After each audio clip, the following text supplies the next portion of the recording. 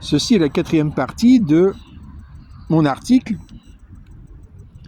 du 21 décembre 2012 sur mon blog Mediapart, où j'annonce que la quatrième guerre contre l'Afrique est commencée. Quatrième guerre contre l'Afrique. L'occupation fasciste de Bamako est votée par le QG esclavagiste ONU. On est donc 3 semaines avant Serval et je rédige cet article et je le publie. Ce n'est qu'entre les lignes que l'attaque contre la gauche du Mali transparaît. Le Conseil a souligné l'importance de, citation, réduire l'impact de cette opération militaire sur la population civile, fin de citation, une préoccupation exprimée par le secrétaire général de l'ONU, Ban Ki-moon, et par des organisations comme Human Rights Watch. Ce n'est qu'une étape, beaucoup reste à faire sur le terrain, et à New York a reconnu l'ambassadeur français à l'ONU, Gérard Araud, qui a noté que la résolution privilégiait le dialogue politique. Notre texte n'est pas une déclaration de guerre, ce n'est pas le choix de l'option militaire, a-t-il affirmé. L'offensive militaire au nord n'interviendra que le moment venu, une fois que le processus politique aura produit son effet. Titre : des élections MISMA-ONU non révocables et truquées pour asseoir un gouvernement Ouattara au Mali. Je suis en train, à l'avance, de dénoncer l'élection de Ibeka de août 2013. Je lis. On voit sous l'expression pudique, citation, processus politique, se dessiner la tentative de putsch fasciste sur le modèle Soro-Ouattara. En effet, ce que vient de voter l'ONU, ce n'est pas l'attaque contre en Sardine. Seuls les naïfs imbéciles peuvent croire cela. Non, ce qui a été voté par le QG esclavagiste, c'est l'occupation de Bamako par les troupes fascistes africaines. C'est le journal L'Express qui, en titre, dévoile le véritable but de l'opération. La résolution du Conseil de sécurité des Nations Unies, adoptée jeudi à l'unanimité, stipule que les autorités maliennes devront notamment tenir des élections présidentielles et législatives d'ici avril 2013.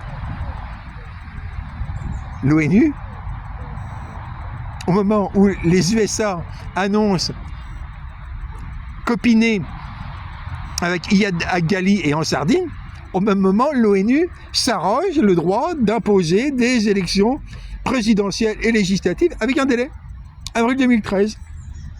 Titre : une chronologie mensongère pour 2012, une fabrication grise des services. On voit l'hypocrisie de cette presse aux ordres quand elle présente une, entre guillemets, double crise, quand il n'y en a qu'une seule.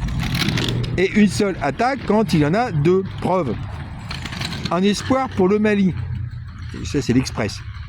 Jeudi, le Conseil de sécurité de l'ONU a adopté à l'unanimité la résolution 2085 autorisant, pour une période initiale d'1 an, le déploiement d'une force internationale dans le pays. Le Mali est confronté à une double crise après le coup d'État militaire qui a renversé le président sortant à Bamako en mars dernier et les mouvements islamistes qui ont profité de la rébellion Touareg pour prendre le contrôle du nord du pays, où des islamistes commettent de nombreuses exactions au nom de la charia.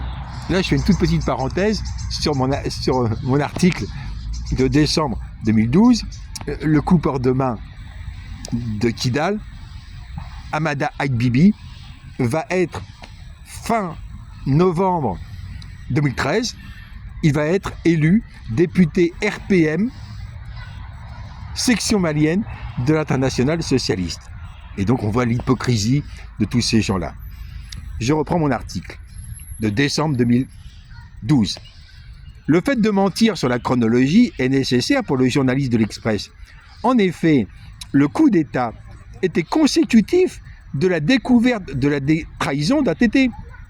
Et donc, ne pouvait avoir lieu qu'après le commencement de l'attaque de en Sardine, du Mudjao et de leurs alliés MNLA. c'est après cette fausse chronologie qu'il va être possible de masquer le putsch impérialiste sous un vocabulaire approprié. Le Conseil de sécurité de l'ONU demande également aux États membres et aux organisations régionales et internationales de fournir aux forces maliennes un soutien coordonné sous forme d'aide, de compétences spécialisées, de formation et de renforcement des capacités, afin de rétablir l'autorité de l'État malien sur la totalité du territoire national. Fin de citation de l'Express. Titre: contre la COPAM, contre le parti Sadi, contre la gauche malienne, contre le peuple malien. Et ce sont donc les Maliens qui seront les victimes de ces troupes d'occupation fasciste.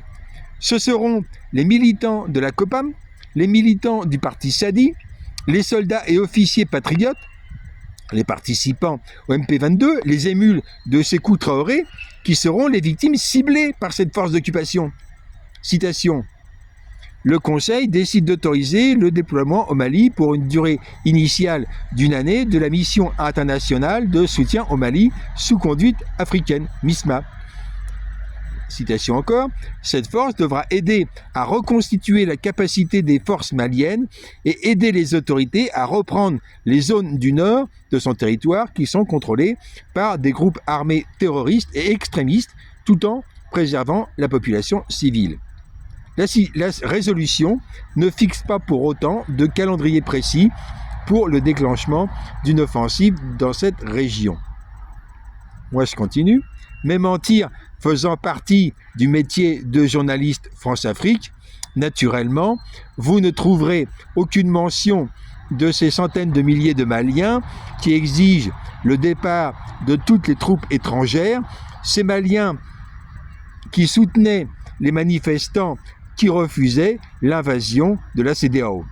Il faudra un gouvernement du peuple malien pour chasser ces gens, leurs pantins, leurs armées, leurs agents secrets, leurs agents provocateurs, leurs prostituées, leurs trafiquants de drogue, leurs larbins. Ce sera le premier pas vers l'abolition de l'esclavage. Je conseillais de lire mon article 20 décembre Mali, une autre vérité. La France-Afrique coordonnait les deux attaques en Sardine contre le Nord et CEDEAO contre Bamako. Et mon article du 18 décembre 2012, un premier hommage au capitaine Sékou Traoré. Il sera au panthéon des héros de la libération de l'Afrique, victime et résistant contre l'attaque Sarkozy, Hollande, Qatar en Sardine, contre le Mali, contre l'Afrique. Le lien vers l'article, évidemment, sera sous la vidéo.